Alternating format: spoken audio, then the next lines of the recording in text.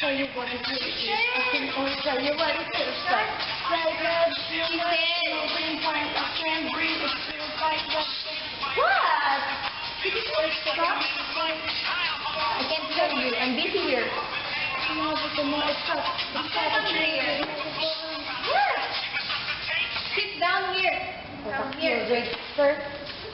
What? You're so annoying, you know. I don't know that. Now you know. Okay. Yes, I know. You know. Okay. I have lots of things to do. You know. I don't know. Part of our business. Okay. Come here. Do you want to learn something No. about what? Yes, go on. Okay. I want you to know that email is growing to be the channel of choice for sending many business messages. Are you interested? Yes. Oh my God. You're so really annoying, you know. I don't know. I don't want. If I were you, I will just listen. What are you doing?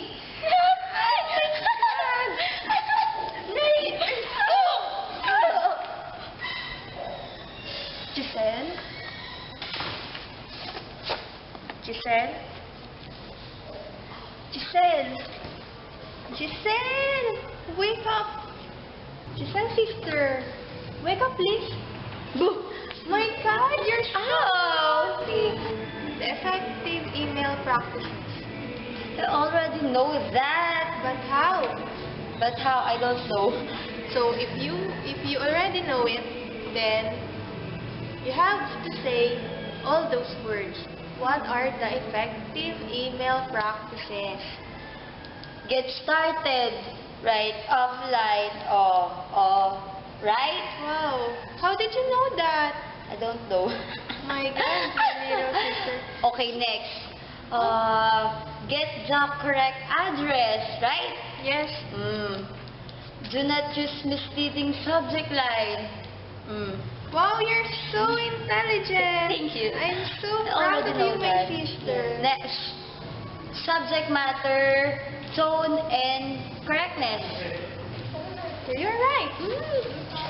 And the last, be concise. Wow. I'm really so proud of you. Don't know girl. that. I know it.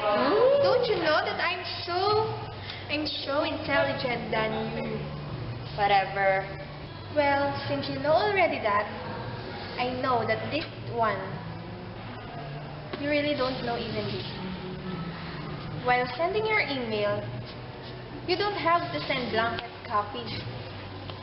You make sure that you're not sending a spam messages.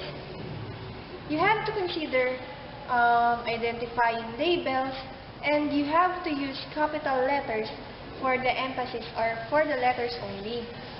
Now, if there is just an instance that you have an attachment, then you have to announce that attachment.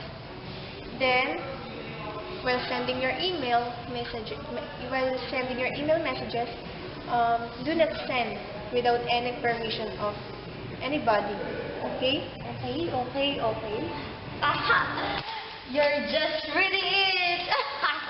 Come on, get it! Bring it, it's yours! Come on, get it! Okay. Oh, you're just reading it! Wow. What? Give it to me, get it! Give it to me. Consider that office computers are for work-related communication. Or not? Do not use computers in the office of companies for personal use. Give it to me or not? Consider that all I will emails kill you. are monitored. I will kill you. I I can will be better kill than you. you. I can be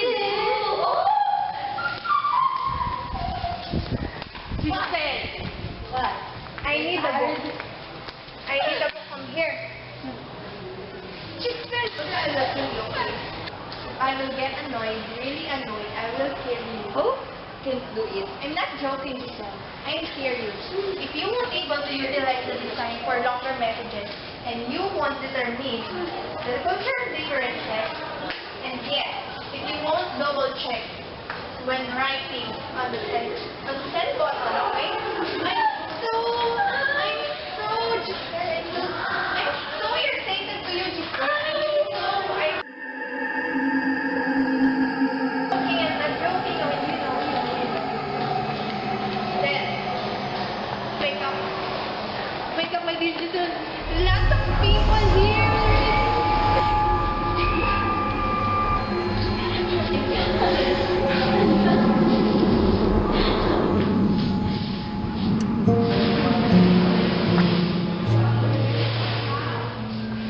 Giselle, why did you die already? I haven't told you yet that the following the guide words insert just the recipient's electronic address, but other writers include the receiver's full name plus the electronic address. When email messages travel to outsiders, a salutation is needed. A salutation helps many messages that are transmitted or forwarded with such long headers that finding the beginning of the message can be difficult. Body of an email should be typed with uppercase and a lowercase characters, but never in all uppercase or in case character.